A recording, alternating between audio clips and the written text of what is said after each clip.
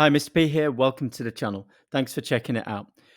Here today, we're going to look at an IB Diploma Paper 1 style question and task. For those of you who are gearing up for the Paper 1, Paper 2 external exams that we've got coming up fairly soon. Okay, so as you know, with a Paper 1, you have two texts, and if you're SL, you choose one. If you're HL, then you don't have a choice. You have to write on both. Okay. The question is asking us to write a guided analysis of the following text. And the bit at the top is important here because it just gives us a bit of context for whatever text it is that follows. And it's important to highlight any key words there. So the following text is an extract from an article taken from The Guardian online. Okay. Now, next thing you're going to want to do, I would suggest, is go down to the guiding question, because this is absolutely what you should be focusing on. How does this article persuade the reader to rethink their approach to washing clothes? So how, obviously, is wanting us to look at techniques. Persuade is the purpose. Rethink is what it's wanting us to do as a reader, the effect it's trying to have on us. And our approach to washing clothes is the topic of the article. All right, let's have a read through and let's have a look at some of the annotations that I've made here. In roughly about 10 minutes it was reading this through. Okay, so the title is Can You Wear Sweaty Gym Clothes Twice? How to Join the No Wash Revolution.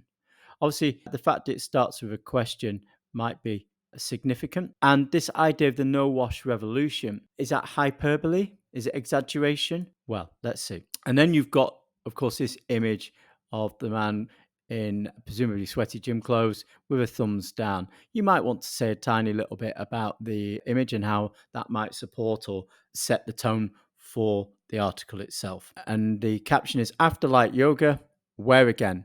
After a run, wash. There are some great reasons to wash your clothes less frequently. They'll last longer, it's good for the environment. Using a washing machine can be expensive, but the main appeal to my mind is that if you do less laundry, you'll spend less time doing laundry. It's supernaturally boring, like a task devised by Rumpelstiltskin.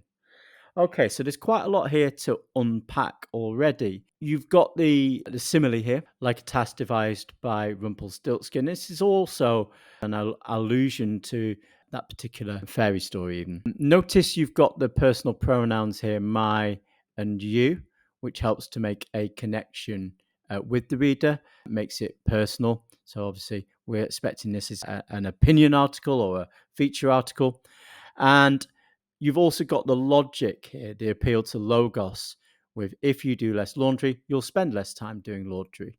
So that is a way, obviously, that writers and speakers can persuade us. And supernaturally boring, I would argue, is another example of hyperbole. So what about the tone of this? Is it a bit over the top? Okay.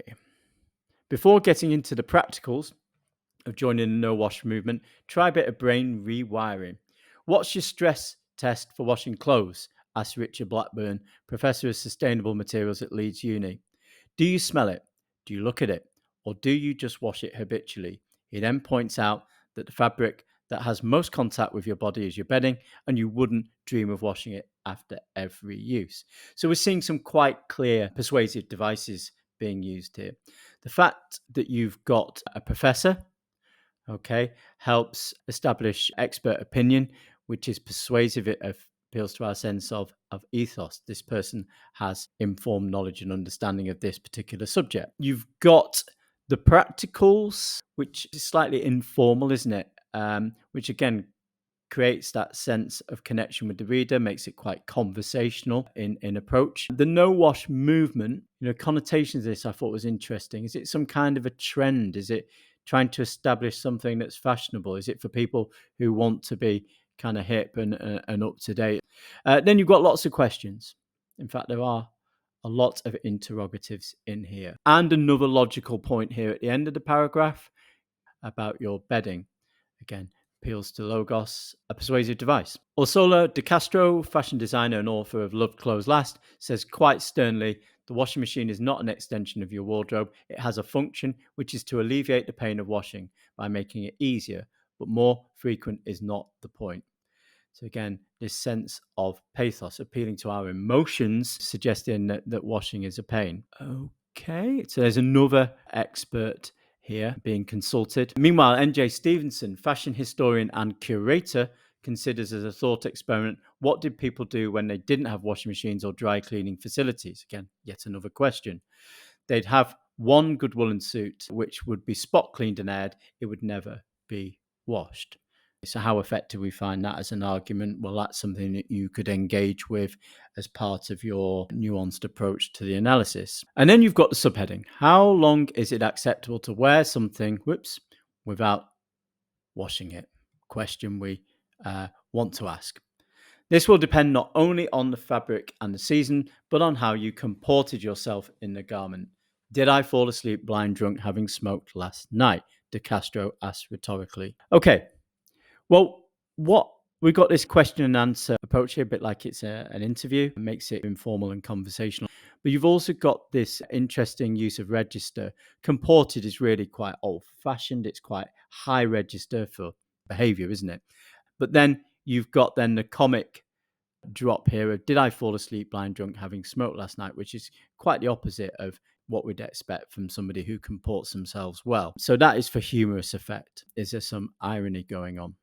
De Castro asked rhetorically, yeah. If you think about our relationship with irony going on, for me, it goes a little deeper than just talking about washing. If you think about our relationship with clothing and how we removed ourselves from any kind of emotional attachment that leads to the way we care for our clothes, like boom, shove it in the machine. I treat my clothes as I treat the food in my fridge, with some understanding of what it needs and the way it links to my body. I call clothes my second skin.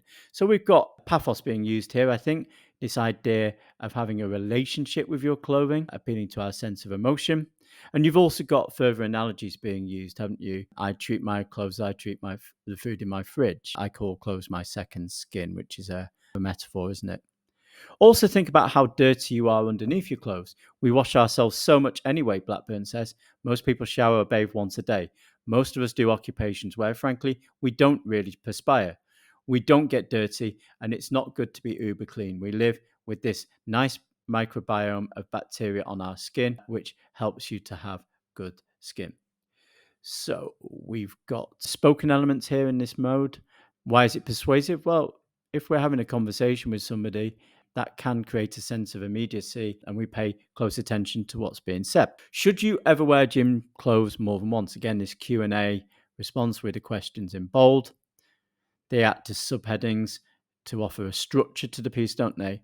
And this Q&A, as we said, involves the readers by anticipating our questions that we might want to know about this subject. Some expert discord here on the very concept of athleisure.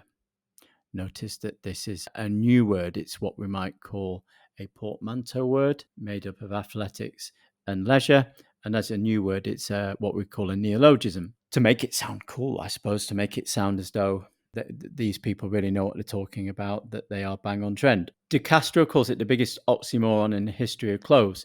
These are the clothes we wear supposedly to be fit, to be in touch with our bodies and with nature. They're made of lycra and polyester. It means that every time you wear them, every time you sweat and breathe heavily, you're breathing in plastics. I would only wear cotton, and I would only wash it after vigorous sweating. Now, who was De Castro? I think De Castro was the fashion designer. Yes.